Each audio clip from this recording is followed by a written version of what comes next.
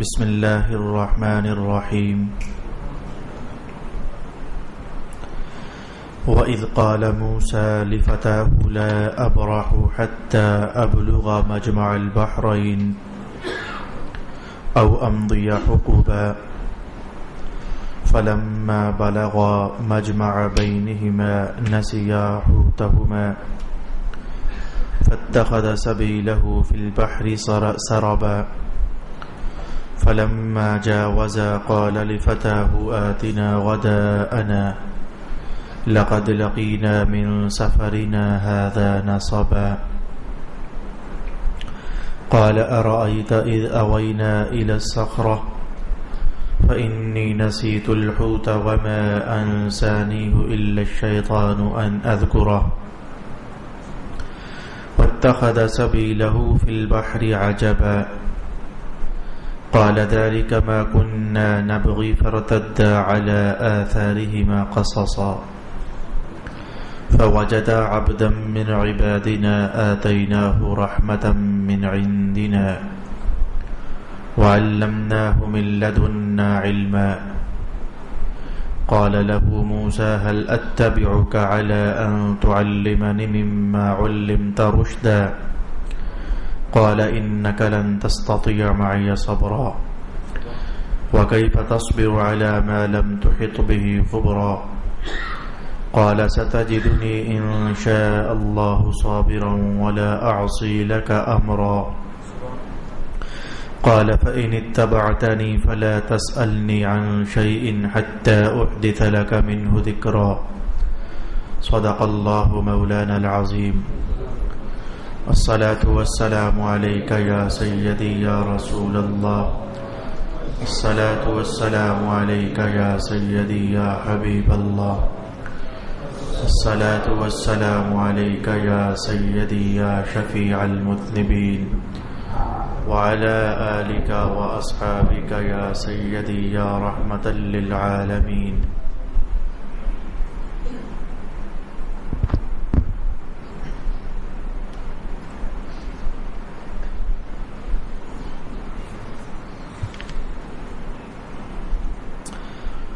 اور جب موسیٰ نے اپنے خادم سے کہا میں مسلسل چلتا رہوں گا حتیٰ کہ میں 2 سمندروں کے سنگم پر پہنچ جاؤں یا سال ہا سال تک چلتا رہوں گا.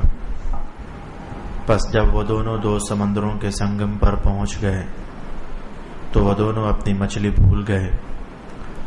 سو مچھلی نے سمندر میں سرنگ بناتے ہوئے اپنا راستہ بنا لیا. پھر جب وہ دونوں اس جگہ سے آگے بڑھ گئے تو موسیٰ نے اپنے خادم سے کہا ہمارا ناشتہ لاؤ، ہمیں اس سفر سے تھکاوٹ پہنچی ہے. اس نے کہا بھلا دیکھیے، جب ہم اس چٹان کے پاس آ کر ٹھہرے تھے تو بے شک میں مچھلی کا ذکر کرنا بھول گیا تھا، اور اس مچھلی کا ذکر کرنا مجھے شیطان نے ہی بھلایا تھا، اور اس مچھلی نے سمندر میں عجیب طریقے سے راستہ بنا لیا تھا. موسیٰ نے کہا یہی تو وہ چیز ہے جس کو ہم ڈھونڈ رہے تھے. تو وہ دونوں اپنے قدموں کے نشانوں کی پیروی کرتے ہوئے پیچھے لوٹے. پس ان دونوں نے ہمارے بندوں میں سے ایک بندے کو وہاں پایا جس کو ہم نے اپنے پاس سے رحمت عطا کی تھی، اور ہم نے اپنے پاس سے اس کو علم لدنی عطا کیا تھا. موسیٰ نے کہا آیا میں آپ کی اس شرط پر پیروی کروں کہ آپ کو جو رشد و ہدایت کا علم دیا گیا ہے آپ اس سے مجھے بھی کچھ تعلیم دیں. اس بندے نے کہا آپ میرے ساتھ ہرگز صبر نہ کر سکیں گے، اور آپ اس چیز پر کیسے صبر کر سکتے ہیں جس کا آپ کے علم نے احاطہ نہیں کیا. موسیٰ نے کہا آپ انشاءاللہ ان قریب مجھے صبر کرنے والا پائیں گے، اور میں آپ کے حکم کی نافرمانی نہیں کروں گا. اس بندے نے کہا بس اگر تم میری پیروی کرتے رہو تو مجھ سے کسی چیز کے متعلق اس وقت تک سوال نہ کرنا جب تک کہ میں خود اس کا تم سے ذکر نہ کروں. صدق اللہ مولانا العظیم. تلاوت کردہ آیات بینات سے سورۃ الکہف کا وہ دوسرا بڑا واقعہ ذکر کیا جا رہا ہے جو تعارف میں میں نے آپ کی خدمت میں پہلے اسباق میں بیان کیا تھا. تلاوت کردہ آیات بینات کا پہلے آئے ہوئے اسباق سے بھی گہرا تعلق بنتا ہے، اور یہاں سے علم اور آگاہی کا ایک نیا دروازہ بھی ہے، جسے کھول کر ہم قرآن حکیم کے مقاصد اور مفاہیم تک رسائی حاصل کرنے کی کوشش کریں گے۔ بڑا سا عنوان تو میں یوں کہنا چاہوں گا، گزشتہ اسباق میں یہ بات ہم نے کئی بار دہرائی اور پڑھی۔ رسول پاک علیہ الصلوۃ والسلام کے دربار عالی شان میں غریب صحابہ بیٹھے ہوا کرتے تھے۔ مکہ کے رئیس لوگ جب حضور کو ملنے کے لیے آتے، کافر، تو آ کر اس طرح کی خواہش کا اظہار کرتے، ہم آپ کے پاس بیٹھنا چاہتے ہیں، آپ کی باتیں بھی سننا چاہتے ہیں، آپ سے قریب بھی ہونا چاہتے ہیں، لیکن ماجرا یہ ہے کہ ہماری مجبوری یہ ہے، ہمارا ایک مقام ہے معاشرے میں اور ہمارا ایک سٹیٹس ہے، لوگ ہمیں اپنا رئیس اور سردار تصور کرتے ہیں، اب ایسے میں ہم ان گھٹیا لوگوں کے ساتھ بیٹھ جائیں، یہ ہماری شان کے لائق نہیں ہے۔ اس پر پھر اللہ تعالیٰ کی طرف سے جواب میں کیا نازل کیا گیا وہ سارا تو ہم ملاحظہ کر چکے ہیں، لیکن آج یہاں حضرت موسیٰ علیہ السلام کو اللہ کی طرف سے حکم ہوا کہ ایک ایسے صاحب بھی ہیں جن کے پاس وہ علم ہے جو آپ کے پاس نہیں ہے، آپ چاہیں تو ان کے پاس چلے جائیں، اور اشارہ حضرت خضر علیہ السلام کی طرف تھا۔ تو حضرت موسیٰ علیہ السلام اللہ کے حکم سے اور اللہ کی اجازت سے حضرت خضر علیہ السلام کی خدمت میں پہنچے تھے، اور وہاں پھر جو آپ نے جتنا علم اللہ تعالیٰ نے چاہا حضرت خضر علیہ السلام سے پایا۔ کون سا علم تھا جو حضرت موسیٰ علیہ السلام کے پاس تھا، اور کون سا علم تھا جو حضرت خضر علیہ السلام کے پاس تھا، یہ بات تو انشاءاللہ العزیز وقت گزرنے کے ساتھ ساتھ جب اس عنوان پر ہم پہنچیں گے تو سماعت کرنے کا اہتمام کریں گے۔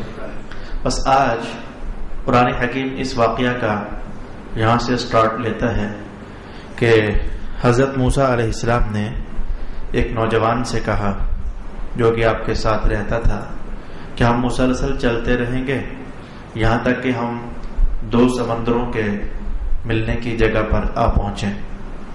یہاں سے بس 2-3 باتیں ہمیں جاننا ہوں گی، جس کے بعد باقاعدہ اس عنوان کی طرف ہم رخ کریں گے۔ ایک تو حضرت موسیٰ علیہ السلام کے متعلق 2-4 باتیں، دوسرا قرآن حکیم نے کہا حضرت موسیٰ نے ایک نوجوان سے کہا، وہ نوجوان کون تھا اس کے متعلق 2-4 باتیں، تیسرا آپ جانتے ہیں کہ یہ سفر آج مصر سے شروع ہونے والا ہے یا پھر میدان تیہ سے۔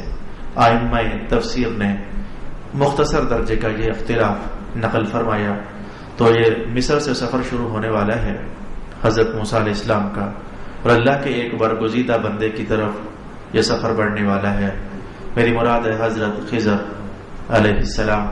تو ہمیں یہ جاننا ہوگا چند باتوں میں حضرت موسیٰ علیہ السلام کے احوال، ہمیں جاننا ہوگا اس نوجوان کا معاملہ وہ کون تھا، اور ہمیں پھر چند باتیں جاننی ہوں گی حضرت خضر علیہ السلام کے متعلق۔ اس کے بعد انشاءاللہ ہماری گفتگو باقاعدہ اپنے عنوان کی طرف بڑھ جائے گی۔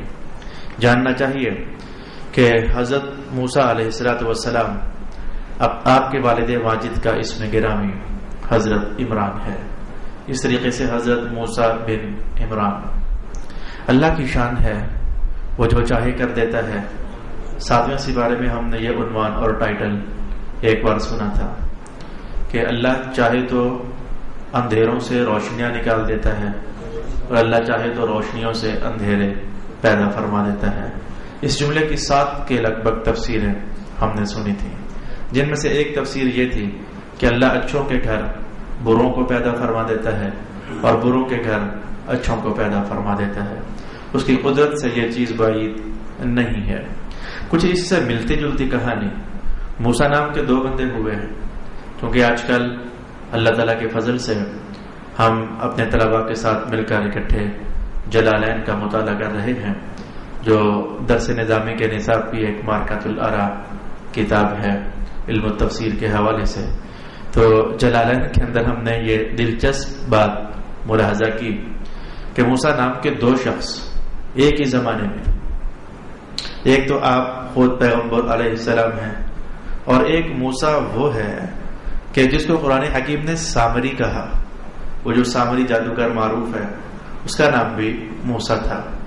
اور جو حضرت موسیٰ پیغمبر ہے، ان کے بارے میں تو ہم سب مسلمان جانتے ہیں کہ اللہ تعالیٰ نے آپ کو فرعون کے گھر میں نشو و نما عطا فرمائی.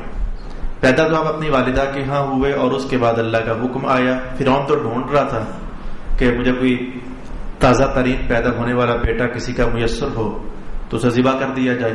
اس کے کارندے، اس کے سپاہی لپک رہے تھے، دوڑ رہے تھے. تو اللہ پاک نے حضرت موسیٰ علیہ السلام کی والدہ ماجدہ کو فرما دیا کہ آپ اپنے بچے کو ہمارے حوالے کر دیں، ہم اس کی حفاظت خود ہی فرما لیں گے. لیکن کرنا یہ ہوگا کہ بچے کو صندوق میں ڈالو، لکڑی کا صندوق، اور صندوق کو دریا میں ڈال دو. اس کے بعد پھر ہماری قدرت کے جلوے دیکھے جا سکیں گے. آپ کی والدہ ماجدہ نے ایسا ہی کیا. لکڑی کے صندوق میں ڈال کر تو وہ صندوق دریا میں ڈال دیا، اور پانی صندوق کو بہا کر لے جا رہا تھا، اور صندوق نظروں سے اوجل بھی ہو رہا تھا. لیکن حضرت موسیٰ علیہ السلام کی والدہ کا دھیان ادھر ہی لگا ہوا تھا کہ میرے بیٹے کے ساتھ اب کیا ہوگا، میرے بیٹے کے ساتھ اب کیا ہوگا. دل مطمئن تھا کہ اللہ کا وعدہ ہے، اس کی ہم حفاظت کریں گے. لیکن جس نقطے پر بات کو میں روکنا چاہتا ہوں وہ یہ تھی کہ آخرکار فرعون کے کارندوں نے وہ دریا سے بہتا ہوا وہ صندوق جب محل کے باغوں کے پاس سے گزرا اور رکا تو بھاگ کر کے پکڑا اور کھولا تو اندر ایک نوزائیدہ بچہ تھا اور بیٹا. تو آسیہ جو کہ فرعون کی بیوی تھی، اس کی رائے پر آخرکار یہ طے پا گیا کہ اس بچے کو ہم ذبح نہیں کرتے. تو یہ دلوں میں ڈالنا اور فرعون کا مان جانا یہ اللہ کے قدرت کی پہلی نشانی تھی، ورنہ وہ تو بچوں کو ذبح کرنے پر تلا ہوا تھا. تو فرعون کے گھر حضرت موسیٰ علیہ السلام کا بچپن گزرا. یہ کیا اس کی قدرت کا عجب تماشا ہے. کافر کے گھر میں، اور کافر بھی ایسا غٹ جس نے خدائی کا دعویٰ کر دیا، ایسے کافر کے گھر میں اللہ تعالیٰ ایک پیغمبر اعظم کی پرورش فرما رہا ہے. اور ایک دوسرا موسیٰ ہے جس کو سامری کہا جاتا ہے. جاننا چاہیے کہ یہ زنا سے پیدا ہوا تھا، جس کو سامری جادوگر کہا جاتا ہے، زنا سے پیدا ہوا تھا. اور سامری کی ماں پہاڑ میں جب اسے جنم دے چکی تو ڈر رہی تھی کہ اگر میں اسے لے کر قوم کے پاس جاؤں گی تو میری تو بڑی رسوائی ہو جائے گی اور تذلیل اور تفضیح ہو جائے گی. اس نے بچے کو ادھر ہی چھوڑا، سامری کو ادھر ہی چھوڑا پہاڑوں پر، اور پہاڑوں پر چھوڑ کر خود ادھر اپنے قبیلے میں بھاگ گئی. اب اللہ تعالیٰ کی شان، حضرت جبریل امین کی ڈیوٹی لگ گئی کہ آپ نے اس کو پالنا ہے. حضرت جبریل امین روزانہ آتے اور اپنی انگلی اس سامری کے منہ میں ڈالتے، اور سامری کے منہ سے حضرت جبریل کی انگلی سے دودھ نکلتا اور سامری وہ دودھ پیتا، اور کرتے کرتے بڑا ہوتا چلا گیا. اور اس نے حضرت جبریل امین کے آنے اور جانے میں یہ چیز دیکھی کہ جہاں حضرت جبریل کے گھوڑے کا پاؤں پڑ جاتا ہے تو وہاں ایک زندگی کی ایک تازہ لہر ہے جو بیدار ہو جاتی ہے. خشک زمین ہو تو وہاں گھاس پیدا ہو جاتی ہے. تو آخرکار اس نے وہیں سے ایک مٹھی بھر مٹی لی تھی. یہ قرآن حکیم کے الفاظ ہیں. اور جب موسیٰ علیہ السلام تورات لینے کے لیے اللہ کے ہاں تشریف لے کر گئے مقام میعاد پر، تو پیچھے سے اس نے وہی مٹی اٹھا کر کے تو خود ساختہ بچڑے کے اندر ڈالی تو وہ بولنے لگ گیا، اور بنی اسرائیل سے اس نے کہہ دیا کہ یہ تمہارا خدا ہے. تو میں اس بات پر حیران تھا. اللہ کی شان ہے، اللہ کی قدرت ہے. وہ چاہے تو کافروں کے گھر میں نبی پرورش پانے لگ جائیں، اور وہ چاہے تو جس کے منہ میں جبریل انگلی ڈالیں اور دودھ نکلے اور وہ بڑا ہو کر کے تو کافر نکلے، بدماش نکلے، اور لوگوں کو جھوٹا خدا بنا کر کے تو دے دے. تو جاننا چاہیے کہ حضرت موسیٰ علیہ السلام جب مصر کو چھوڑ کر اپنے قوم بنی اسرائیل کو لے کر نکلے تھے تو اس وقت آپ کی عمر لگ بھگ 80 سال کے بنتی تھی. اور حضرت عمران کو جو اللہ نے یہ بیٹا عطا کیا، میری مراد حضرت موسیٰ علیہ السلام، اس وقت آپ کے والد ماجد کی عمر لگ بھگ 70 سال بنتی تھی. اس ایک جملے کے لیے میں کافی دیر سے سرگرداں رہا تاکہ آپ کے ذہن میں یہ بات ڈال سکوں کہ حضرت عمران کے گھر 70 سال کے بعد پہلا بیٹا پیدا ہوتا ہے. تو ہمیں اس سے تھوڑا سا صبر کے مراحل سے گزرنے کا سبق ملتا ہے، اور واعظ ملتا ہے، اور نصیحت ملتی ہے. ہمارے ہاں شادیوں کے بعد سال 2 سال گزر جائیں، 4 سال گزر جائیں تو اچھا خاصا ہنگامہ بن جاتا ہے. گھر میں آنے والی بہو کے نام تماشا بن جاتا ہے، کہ کیا کیا جملے بولے جاتے ہیں وہ اچھے جملے نہیں ہیں اور وہ یہاں بولے نہیں جا سکتے ہیں. اور لڑکے والے کہتے ہیں لڑکی میں فالٹ ہے, لڑکی والے کہتے ہیں کہ لڑکے میں فالٹ ہے. وہ آپس میں گتھم گتھا نظریات اور سوچیں ہو جاتی ہیں. وہ صبر اور وہ اللہ کی رحمت کی امید وقت گزرتے جائیں, اور یہ عقیدہ کہ جو بھی ہو رہا ہے صحیح ہی تو ہو رہا ہے.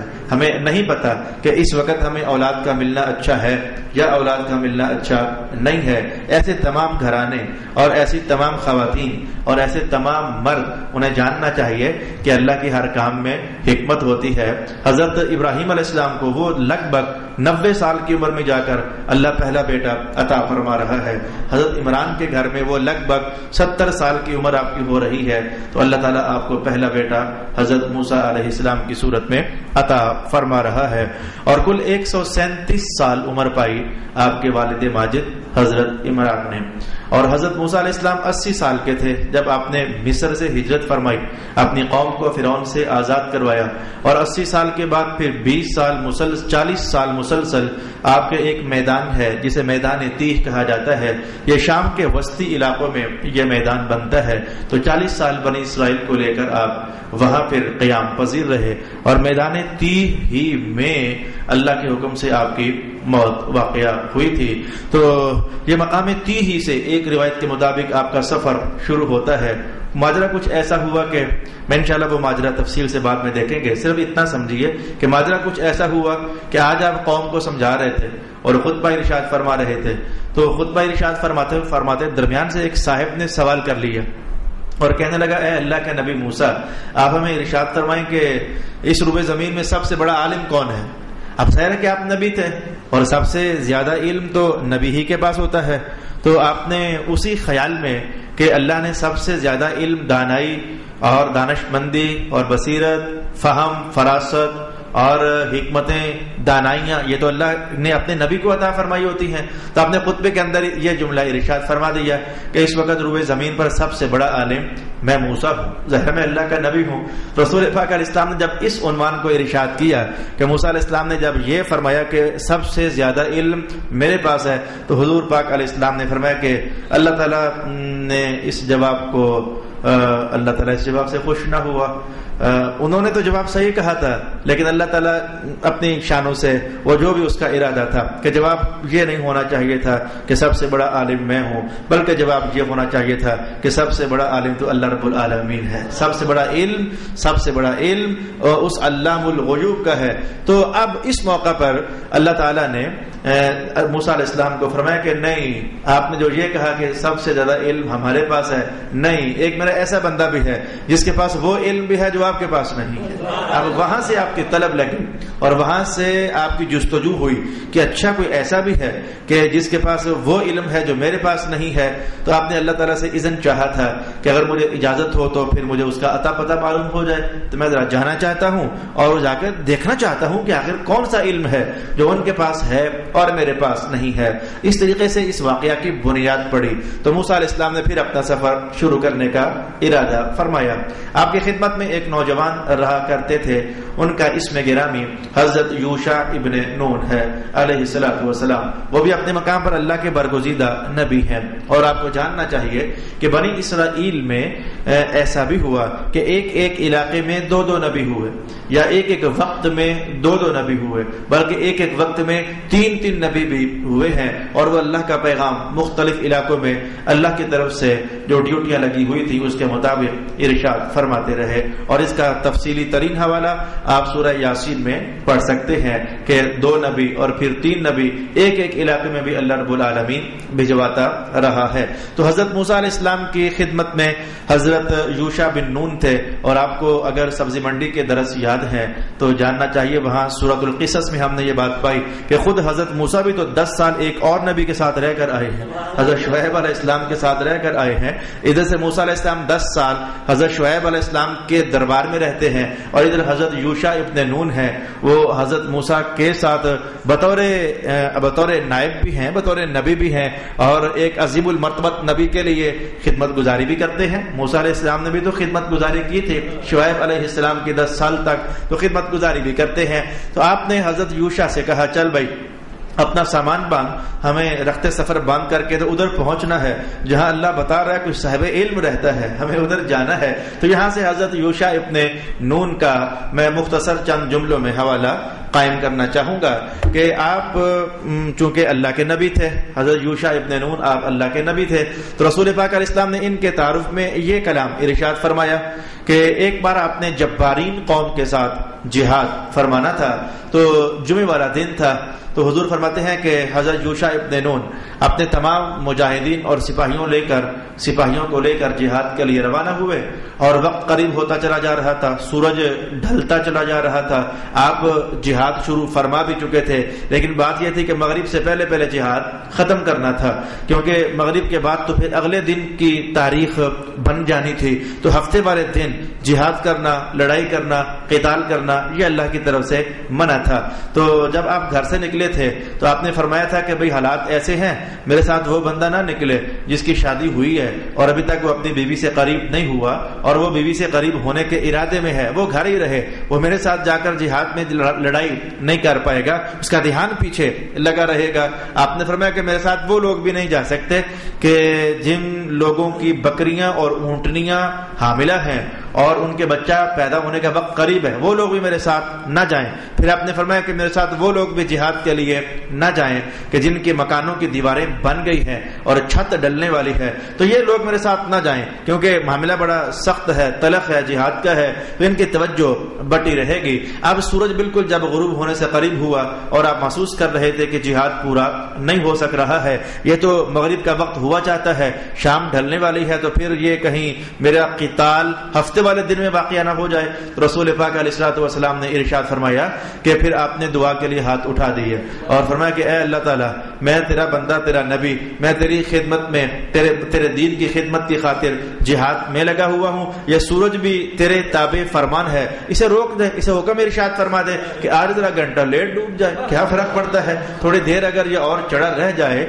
تو حضور نے فرمایا اللہ پاک نے حضرت یوشع ابن نون کی دعا کو قبول فرما لیا اور سورج پھر رک گیا۔ کتنا رکا، یہ منٹ یا پھر پونا گھنٹہ یا گھنٹہ، یہ الفاظ حدیث پاک میں نے نہ پائے، بس اتنا رکا کہ جس سے آپ کا جہاد مکمل ہو گیا، آپ فتح مند ہوئے، کامیاب ہو گئے، تب اللہ کے حکم سے سورج پھر واپس پلٹ گیا۔ ایک دن ایسا ہوا کہ رسول پاک علیہ الصلوۃ والسلام نے اسی واقعے کی طرف اشارہ کرتے ہوئے آخر میں یہ جملہ ارشاد فرما دیا، میں کہ انبیاء کی دنیا میں ایک یوشع ہی تو ہیں کہ جن کے لیے اللہ پاک نے سورج کو روک دیا تھا۔ اب جب آپ کے زبان نور سے یہ جملہ نکلا تو محدثین کے قلم سکتے میں آ گئے کہ بات تو کچھ اور بھی ہوئی ہے، محدثین کی وہ ذہنی کاوشیں رک گئیں اور محو حیرت ہو گئیں کہ یہ بات رسول پاک علیہ الصلوۃ والسلام نے کیسے فرما دی ہے کہ انبیاء کی دنیا میں ایک ہی دو نبی ہیں کہ جن کے لیے سورج روک دیا گیا تھا۔ وہ ذہنوں کو بار بار گردش میں لاتے رہے، کیونکہ خود ماجرا یہ ہوا کہ خود رسول اکرم صلی اللہ علیہ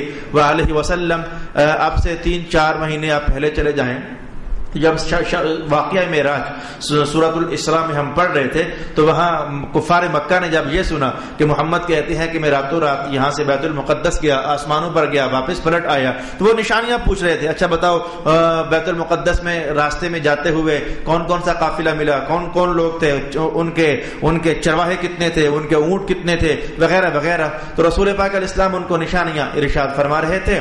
تو آپ نے فرمایا تھا کہ فلانا قافلہ کل صبح مکہ میں داخل ہو جائے گا۔ جب حضور نے یہ جملہ ارشاد فرمایا تو مکہ والے آج رات بڑی بے چینی سے کاٹنے کے بعد صبح ہونے کے وقت میں سورج نکلنے سے پہلے وہ گھاٹیوں پر جا کر بیٹھ گئے تھے اور وہ دیکھ رہے تھے کہ محمد کا کلام سچ نکلتا ہے یا کہ جھوٹ نکلتا ہے۔ تو وہ دیکھا کہ سورج تو بالکل نکلنے والا تھا، اور قافلہ نظر نہیں آ رہا تھا۔ اس موقع پر رسول اللہ علیہ السلام نے بھی تو عرض کیا تھا، اے میرے اللہ سورج کو روک دینا جدھر ہے وہ، تاکہ وہ ذرا قافلہ آ لے اور پھر قافلہ آنے کے بعد سورج آج نکل جائے۔ تو رسول پاک علیہ السلام کے اس قول مبارک پر اللہ رب العالمین نے سورج کو روک دیا تھا۔ یہ وہ حدیث تھی جس نے محدثین کو ورطہ حیرت میں ڈالا کہ رسول اللہ کے اپنے ساتھ یہ معاملہ ہوا ہے، پھر آپ کا یہ فرمانا کہ حضرت یوشع ہی تو ہیں نبیوں کی دنیا میں جن کے لیے سورج کو روک دیا گیا تھا، یہ کیا معنی رکھتا ہے؟ اس معنی کی طرف تو تھوڑی دیر کے بعد ہم رجوع کرنا چاہیں گے، لیکن صرف اتنا ہی نہیں، حضرت یوشع ابن نون کے لیے تو سورج کو روکا گیا، چلو رسول پاک علیہ السلام کے لیے بھی سورج کو روک دیا گیا۔ معاملہ ہمارے آقا نعمت رسول رحمت مآب صلی اللہ علیہ وآلہ وسلم کے سلسلے میں تو کچھ اس سے بھی تجاوز کر گیا تھا۔ میری مراد کیا ہے؟ مقام صحابہ پر رسول اللہ علیہ السلام عصر کی نماز پڑھ کر جب لیٹے تھے، حضرت علی المرتضیٰ کی سر میں گود میں سر رکھنے کے بعد تو آپ کو جو اللہ نے چاہا وہ اونگ آ گئی، آپ کی آنکھ آرام میں مبتلا ہو گئی، تو حضرت علی المرتضیٰ کی نماز آپ جانتے ہیں کہ عصر کی رہ گئی تھی اور سورج ڈوب بھی چکا تھا۔ تب بھی تو رسول پاک علیہ السلام نے یہی اللہ کی حضور دعا کی تھی، اے میرے اللہ تعالیٰ میں تیری تابعداری میں اور علی تیرے نبی کی تابعداری میں تھا، تو پھر سورج کو ذرا آج پلٹا دے۔ روکنا اور شے ہے، لیکن ڈوبنے کے بعد پلٹا دینا یہ اس سے بھی اگلا اور سخت مرحلہ ہوتا ہے۔ تو رسول پاک علیہ الصلوۃ والسلام کے لیے تو یہ معاملہ بھی ہوا تھا۔ اب اس پر میں عرض کرنا چاہوں گا، چاہو تو ابن حجر اسقلانی کو پڑھا جا سکتا ہے اور چاہو تو بدر الدین عینی کو پڑھا جا سکتا ہے۔ ان تمام شیوخ الاسلام نے ارشاد فرمایا کہ رسول اللہ کا یہ کلام بھی سچا ہے کہ انبیاء کی دنیا میں نبی ہی تو ہیں کہ جن کے لیے سورج کو روکا گیا، اور حضور کا جو اپنا معاملہ ہے، معاملہ تو وہ بھی ٹھیک ہے کہ آپ کے لیے بھی سورج کو روکا گیا، بلکہ سورج کو ایک دوسرے موقع پر واپس پلٹایا بھی گیا، یہ معاملے دونوں ہی ٹھیک ہیں۔ آپ فرماتے ہیں بات یہ تھی کہ رسول اللہ علیہ السلام اپنے سے پہلے زمانوں کے حوالے سے یہ جملہ ارشاد فرما رہے تھے کہ مجھ سے جو پہلے نبی ہوئے ہیں اگر ان کی تاریخ پڑھ کر دیکھنا چاہو تو ان میں سوائے یوشع کے اور تمہیں کوئی نظر نہیں آئے گا۔ اپنا معاملہ رسول پاک علیہ الصلوۃ والسلام نے حسب عجز اور حسب انکساری خاموشی کے التوا میں آپ نے ڈال دیا۔ تو پہلے نبیوں میں دیکھو تو حضرت یوشع علیہ الصلوۃ والسلام ہیں جن کے لیے اللہ رب العالمین نے سورج کو روک دیا تھا، اور ہمارے آقا تو ہے ہی ہیں جن کے لیے سورج روکا بھی گیا ہے اور سورج پلٹایا بھی گیا ہے۔ پھر اس کے بعد میں نے کہا کہ یہ حضرت موسیٰ علیہ السلام تھے جن کے متعلق چند باتیں مجھے آج کہنی تھی اور میری مجبوری ہے، آئندہ ہمیں ان کے فوائد حاصل ہوں گے۔ اور اس کے بعد دوسرے نمبر پر حضرت یوشع ابن نون کے حوالے سے چند کلمات میں نے آپ کی خدمت میں بیان کیے ہیں۔ اس کے بعد جس عظیم الشان بندے کی طرف یہ قافلہ 2 افراد پر مشتمل روانہ ہو رہا ہے، میری مراد حضرت خضر علیہ السلام، ان کے متعلق بھی 2-4 کلمات میں ضرور آپ کی خدمت میں بیان کرنا چاہوں گا۔ ویسے یاد رہے کہ حضرت خضر علیہ السلام کا اصل نام خضر نہیں تھا، خضر تو آپ کو کسی وجہ سے کہا جاتا تھا۔ آپ کے اصل نام کے اندر 6-7 اقوال ائمہ تفسیر نے ارشاد فرمائے۔ آپ نے فرمایا کہ ایک روایت ملتی ہے کہ جس میں آپ کا نام بلیا حضرت بلیا ملتا ہے، اور ایک روایت ایسی ہے جس میں آپ کا نام خضرون ملتا ہے، اور ایک روایت ایسی ہے جس میں آپ کا اسم گرامی ارمیاہ نقل کیا گیا، اور ایک روایت ایسی ہے جس میں آپ کا اسم گرامی الیسع، اور لفظ الیسع جو ہے یہ تو قرآن حکیم نے بھی ارشاد فرمایا، الیسع آپ کا اسم گرامی ہے، یہ قول بھی نقل کیا گیا۔ الغرض اس طرح مختلف اقوال نقل کیے گئے۔ جہاں تک معاملہ آپ کو خضر کہنے کا ہے تو یہ عطا، اس نام کی عطا دربار رسالت مآب ہے صلی اللہ علیہ وآلہ وسلم۔ تو رسول پاک علیہ السلام نے خود ارشاد فرمایا کہ جو ارمیہ تھے یا پھر جو الیسع تھے یا پھر جو بلیا تھے، تو جن کا اسم گرامی کچھ بھی ہے تو ان کو اللہ رب العالمین نے بڑی عطاؤں سے نوازا تھا۔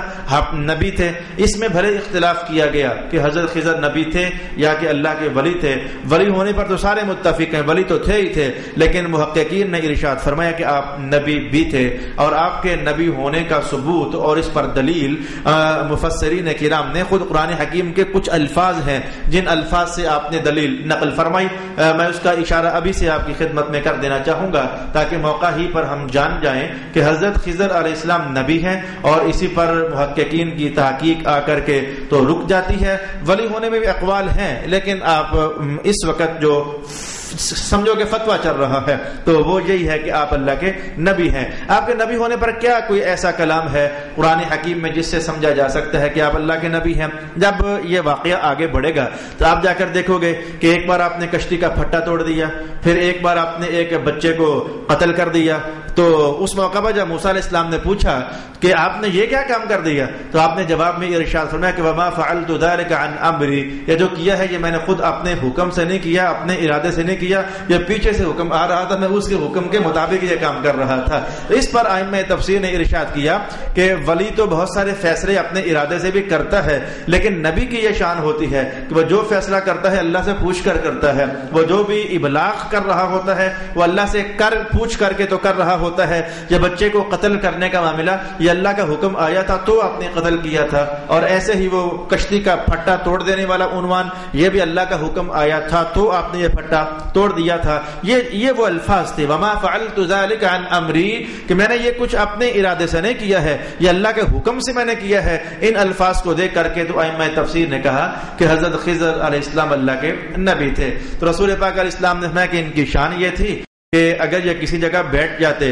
تو جب بیٹھ کر وہاں سے اٹھتے تو اگر وہاں گھاس نہ ہوتی تو اللہ تعالیٰ ان کے وجود کی برکت سے وہاں گھاس اگا دیا کرتا تھا، اور اگر گھاس ہوتی لیکن وہ خشک ہو چکی ہوتی تو آپ جب وہاں سے اٹھتے تو آپ کے اٹھنے کے بعد وہ خشک گھاس ایک دم سے سرسبز ہو چکی ہوتی تھی، سرسبز ہو چکی تھی۔ یہ سبز عربی زبان میں اسے خضر کہا جاتا ہے، اس لیے اگر کوئی آپ سے پوچھے کہ سبزیوں کو عربی میں کیا کہتے ہیں تو آپ کو خضروات کہتے ہیں، سبزیوں کو خضروات۔ یہ گنبد خضرا بھی تو اسی لیے نام ہے، یہ خضرا یعنی سبز رنگ کا گنبد، تو یہ حضرت خضر کو اس لیے خضر کہا جاتا ہے کہ رسول پاک علیہ السلام نے یہ وجہ بیان کی جہاں بیٹھ جاتے تو وہاں گھاس اگ جاتا، تو اس لیے بس آپ کو خضر کہا جانے لگ گیا۔ بنیادی طور پر آپ ایک بادشاہ تھے، نبی تو ہیں ہی ہیں لیکن آپ بادشاہ تھے، طبیعت میں بچپن ہی سے وہ فقر کی رغبتیں تھیں، زہد کی میلانات تھے، تو تخت شاہی پر بیٹھ کر بھی آپ کا دھیان ہمیشہ اللہ کی یاد میں مست رہا کرتا تھا، اور آپ کی توجہ اللہ کی محبت میں گم رہا کرتی تھی۔ تو ایک وقت پھر ایسا آ گیا کہ آپ نے وہ تخت شاہی چھوڑا اور بندگی کرنے کے لیے اور اللہ تعالیٰ کی ریاضت کرنے کے لیے وہ دنیا سے کٹ کر کے تو اپنے آپ کو جدا کر لیا۔ آپ کی ایک شادی بھی ہوئی، اور میں نے ایک روایت پڑھی، ایک روایت کے اندر ہے کہ ایسا نہیں ہے، لیکن ایک روایت کے اندر میں نے یہ الفاظ پڑھے کہ حضرت خضر اور حضرت الیاس علیہ السلام یہ دونوں بھائی ہیں، اور حضرت خضر 5 سال بڑے ہیں حضرت الیاس علیہ السلام سے۔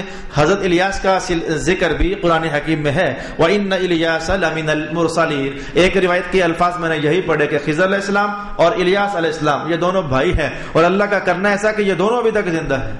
حضرت خضر بھی ابھی تک زندہ ہے اور حضرت الیاس بھی ابھی تک زندہ ہے۔ اور دوسری روایت کے الفاظ کے اندر میں نے یہ بات پائی کہ آپ دونوں بھائی نہیں تھے، لیکن سلسلہ کے اعتبار سے وہ اوپر چلے جاؤ تو تعلق ایک ہی خاندان سے آپ کا بن جاتا ہے۔ تو یہ کل 4 نبی ہیں جو آپ کو جاننا چاہیے، کل 4 نبی ہیں کہ جو ابھی تک ایسا ہے کہ زندہ ہیں، اور ابھی تک اللہ پاک نے ان کو وفات عطا نہیں فرمائی ہے، اگرچہ قیامت آنے سے پہلے انہیں بھی موت کے دروازے سے گزرنا ہے، لیکن 4 نبی ابھی تک ایسے ہیں کہ جن پر باقاعدہ جو موت طاری ہونی ہوتی ہے وہ ابھی تک طاری نہیں ہوئی۔ ان میں سے ایک تو 2 انبیاء آسمانوں میں ہیں، اور 2 نبی ایسے ہیں جو زمین میں ہیں، وہ آسمانوں والے 2 بھی ابھی تک زندہ ہیں، اور زمین والے جو 2 ہیں یہ بھی ابھی تک زندہ ہیں۔ زمین والے تو یہی 2 بزرگ ہیں، حضرت خضر علیہ السلام اور حضرت الیاس علیہ السلام، یہ دونوں انبیاء ابھی تک زندہ ہیں قیامت سے قریب اللہ کے حکم سے۔ بلکہ حضرت خضر علیہ السلام کے بارے میں تو بیان کیا گیا کہ ان کی موت واقعہ ہوگی دجال شریر کے ہاتھوں، آپ شہید کر دیے جائیں گے۔ دجال پہلے آپ کو جب قتل کر دے گا ایک بار تو اسے امید لگے کہ شاید اگر یہ زندہ ہو جائے تو خضر کے ماننے والے بڑے ہیں اور زمانہ ان کو جانتا ہے، تو شاید اگر میں انہیں دوبارہ زندہ کروں تو زندہ کرنے کے بعد پوچھوں کہ ہاں بھائی میری تابعداری کرتے ہو یا کہ نہیں کرتے ہو، تو اس امید پر حضرت خضر کو ایک بار پھر زندگی دے گا، اور آپ کو یہ لگا کہ یہ میں نے کیا کہہ دیا، دجال زندگی دے دے گا. جی ہاں، یہ اس کے شعبدوں میں سے یہ اختیارات بڑے مخصوص وقت کے لیے لوگوں کی آزمائش کی خاطر اللہ پاک نے عطا فرمائے ہوں گے. خضر کے متعلق سورۃ الکہف کے دجال کے متعلق سورۃ الکہف کے شروع میں میں اتنا کو بیان آپ کو بتا کر آیا ہوا ہوں کہ وہ زمینوں کو حکم دے گا تو اچانک کھیتیاں پیدا ہو جائیں گی، وہ آسمان کو حکم دے گا تو برسات برسنے لگ جائے گی، اور وہ قبروں کے پاس جا کر مردوں کو آواز مارے گا تو وہ زندہ ہو جائیں گے. اتنا کوئی اختیار اللہ پاک نے اسے بڑے قلیل ترین وقت کے لیے لوگوں کی آزمائش کی خاطر دیا ہوگا. تو ایک بار حضرت خضر کو وہ قتل کرے گا اور شہید دوبارہ پھر انہیں زندہ کرے گا بحکم الہی، زندہ کرے گا، اور زندہ کرنے کے بعد ریکویسٹ کرے گا آپ پھر مجھے رب مانتے ہو کہ نہیں مانتے؟ ایک بار میں نے مار دیا اور ایک بار میں پھر دیکھو دوبارہ پھر زندہ کر دیا. تو خضر علیہ السلام ظاہر اللہ کے نبی ہیں، وہاں تو جو سچے ایمان والے ہیں وہ بھی اس دجال کافر کو رب ماننے کے لیے تیار نہیں تھے. تو خضر علیہ السلام کہیں گے نہیں نہیں، میں تو تجھے رب نہیں مانتا، تو کافر ہے، تو دجال ہے. حضور رحمت عالم علیہ السلام نے فرمایا کہ بس آپ کا اتنا کہنا ہوگا. اب دجال آپ کو پکڑنا چاہے گا لیکن اللہ کی قدرت کا کرشمہ ایسا ہوگا یہ سامنے کھڑے ہوں گے لیکن دجال پھر بھی انہیں پکڑ نہیں پائے گا اور دوبارہ پھر ان پر قدرت اور قابو نہیں پا سکے گا. اور بس اسی حالت میں دجال خود تو اگلے جہان میں پہنچ جائے گا لیکن دوبارہ خضر علیہ السلام پر وہ قابو نہیں پا سکے گا. تو حضرت خضر علیہ السلام نے 2 شادیاں فرمائی تھیں. پہلی شادی ہوئی تو سال بھر گزر گیا لیکن آپ نے شب زفاف کا اہتمام نہ فرمایا اور بیوی سے مقاربت نہ فرمائی. تو سال بھر بس یوں ہی گزر گیا کہ اپنی زوجہ سے کہتے کہ میں تجھے بتاؤں کہ اللہ نے مجھے کیا کیا علم عطا فرمایا ہوا ہے. تو وہ دن بھر رات بھر وہ علم کی داستانیں آپ انہیں سکھاتے رہے کیونکہ اس علم کے اندر کچھ ایسے راز تھے کہ جس کا سمجھنا میں کہوں گا کہ اگر حضرت موسیٰ علیہ السلام بھی بول رہے ہیں کہ یہ آپ نے کیا کر دیا، یہ آپ نے کیا کر دیا، یہ آپ نے کیا کر دیا، تو پھر جاننا چاہیے کہ پبلک کے لیے تو بڑا مشکل تھا ان علوم کو ہضم کرنا. تو آپ نے وعدہ لیا کہ مجھے وعدہ کر کے جو علوم میں نے تجھے سکھائے ہیں تو یہ کسی کو تو بتائے گی نہیں. تو اس پہلی بیوی نے آپ سے وعدہ کیا کہ ٹھیک ہے میں آپ کے بتائے ہوئے علوم کسی سے آگے یہ راز نہیں کھولوں گی. خیر سے آپ نے انہیں طلاق دے کر فارغ کر دیا. آپ جن مقاصد کی خاطر اللہ رب العالمین کی طرف سے مبعوث کیے گئے تھے وہ مقاصد کوئی اور تھے. خیر سے اس بیوی کے ہاں اللہ پاک نے 2 بیٹے بھی ایک نئے خامن سے عطا فرمائے اور تاریخ گواہ ہے کہ آج بھی ان 2 بیٹوں کی قبروں سے خوشبو آ رہی ہے. تو یہ اسی ایک نبی کے رازوں کو راز سمجھنے کی وجہ سے. اور جو آپ کی دوسری بیوی تھی اس کا سلسلہ اولاد کا آگے بڑھا تو پھر جاننا چاہیے کہ فرعون کی بیوی جو آسیہ ہے یہ حضرت خضر علیہ السلام کی وہ دوسری بیوی سے یہ ان کا سلسلہ بنتا ہے. ان کی اولاد میں سے جا کر کے تو یہ بنتی ہے حضرت آسیہ رضی اللہ تعالی عنہا. یہ بھی ایک روایت کے الفاظ ہیں جو میں نے آپ کی خدمت میں بیان کر دیے. تو یہ حضرت خضر ہیں کہ جن کے متعلق میں نے چاہا کہ چند جملوں پر مشتمل کلام آپ کی خدمت میں بیان کر دیا جائے. صلی اللہ علی حبیبہ محمد وعلی آلہ واصحابہ اجمعین. آج تو میں صرف اتنا ہی کہہ پایا اور میرا وقت ختم ہو گیا. اچھا میں نے وہ جو آسمان کے 2 نبی تھے ان کا تو آپ کو نام ہی نہ بتایا. زمین والے تو یہی 2 ہیں، ایک حضرت خضر علیہ السلام اور ایک حضرت الیاس علیہ السلام. اور 2 نبی آسمانوں پر بھی ابھی تک زندہ ہیں. ایک حضرت ادریس علیہ السلام ہے اور ان کا دلچسپ ترین واقعہ میں نے آپ کو سنایا ہوا ہے جمعۃ المبارک کی نشستوں میں. آپ نے بس اللہ کے حکم سے ایسا کیا تھا. اسرائیل سے ایک بار کہنے لگے کہ میں چکھنا چاہتا ہوں کہ یہ موت کا ذائقہ کیا ہے. انہوں نے کہا ابھی دکھا دیتے ہیں. تو موت کے اندر مبتلا کیا کیونکہ وہ عارضی طور پر اسرائیل علیہ السلام تو یہی جان رہے تھے کہ عارضی طور پر ہے اور موت چکھائی تو دوبارہ روح واپس پلٹا دی. پھر کہنے لگے کہ اگر میں ایک بار دیکھ لوں کہ جنت کیسی ہے اور ایک بار میں دیکھ لوں کہ دوزخ کیسی ہے تو کیا خیال ہے؟ ان کا کوئی حرج والی بات نہیں ہے. آپ کو دوزخ دکھا دی گئی اور جب آپ کو جنت دکھائی گئی تو آپ اندر داخل ہوئے. یہ میں نے انتہائی تیز یہ واقعہ آپ کے سامنے ابھی کہہ دیا. جب آپ جنت میں داخل ہوئے عیسیٰ علیہ السلام باہر کھڑے ہیں کہ ابھی آتے ہیں ادریس ابھی آتے ہیں. وقت گزر گیا تو باہر سے آواز ماری کہ اللہ کے نبی باہر تشریف لائیے.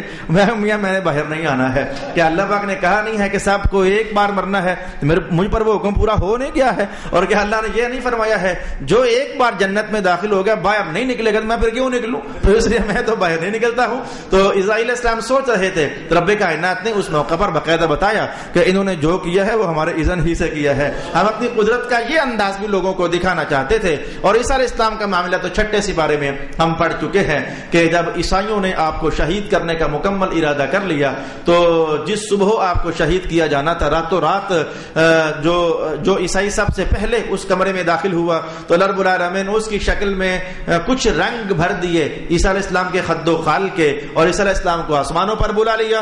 تو اب جو باقی عیسائی اس کمرے میں داخل ہوئے انہوں نے کہا یہی عیسیٰ ہیں، تشابہت علیہم، ان پر معاملہ مشتبہ ہو گیا کہ یہ ہمارا ہی بندہ ہے یا کہ یہ عیسیٰ علیہ السلام ہے۔ وہ اسی کشمکش میں تھے، اگر یہ عیسیٰ ہے تو ہمارا بندہ کہاں گیا، اور اگر یہ ہمارا بندہ ہے تو پھر عیسیٰ کہاں گئے؟ بس ان کو اسی مشابہت میں وقت گزرتا چلا گیا، اور اللہ رب العالمین نے عیسیٰ علیہ السلام کو آسمانوں پر اٹھا لیا۔ یہ 4 نبی ہیں، 2 کی زندگی دنیا میں ابھی تک باقی ہے اور 2 کی زندگی آسمانوں میں ابھی تک باقی ہے۔ ارشاد گرامی ہوا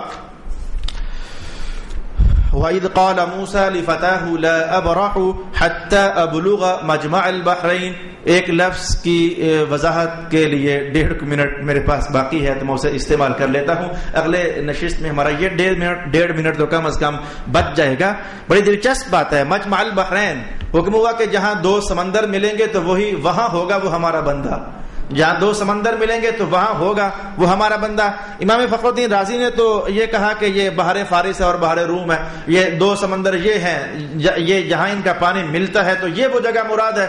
لیکن ان صوفیہ مفسرین پر قربان جائیں، انہوں نے کچھ اور ہی معنی اخذ کر لیا۔ انہوں نے فرمایا کہ ادھر ہو نہ ہو تو اس میں اشارہ یہ ہے جہاں 2 سمندر ملیں گے تو وہاں ملاقات ہوگی۔ تو کہنے لگے ادھر موسیٰ علیہ السلام کو دیکھو یہ بھی تو علم کے سمندر ہیں کہ، اور ادھر خضر علیہ السلام کو دیکھو یہ بھی علم کے سمندر ہیں۔ تو جس جگہ پر مچھلی عنقریب ہم سمجھے کہ مچھلی کیا ہے، وہ مچھلی جہاں سے پانی میں اترنی تھی وہ اس جگہ کا نام مجمع البحرین ہے۔ تو ظاہر میں دیکھا جائے تو وہاں 2 سمندر بھی ملتے ہیں، اور باطنی نظر سے دیکھا جائے تو وہاں 2 علم کے سمندر بھی ملاقات کرنے والے ہیں۔ ان دونوں باتوں کی طرف اشارہ کیا گیا اور ارشاد ہوا وَإِذْ قَالَ مُوسَىٰ لِفَتَاهُ لَا أَبْرَحُ حَتَّى أَبْلُغَ مَجْمَعَ الْبَحْرَيْنِ۔ اور جب موسیٰ نے اپنے خادم سے کہا کہ میں مسلسل چلتا رہوں گا وہاں تک جہاں تک کہ 2 سمندر ملتے ہیں، میں وہاں تک مسلسل چلتا رہوں گا، او امضی عقوبا، یا اس سے بھی زیادہ لمبا عرصہ تک میں چلتا رہوں گا۔ انشاءاللہ العزیز اگلی نشست سے باقاعدہ قرآن حکیم کے ساتھ ہم آگے بڑھنا چاہیں گے۔ اللہ تعالیٰ میرا اور آپ کا حامی و ناصر، وآخر دعوانا الحمدللہ رب العالمین۔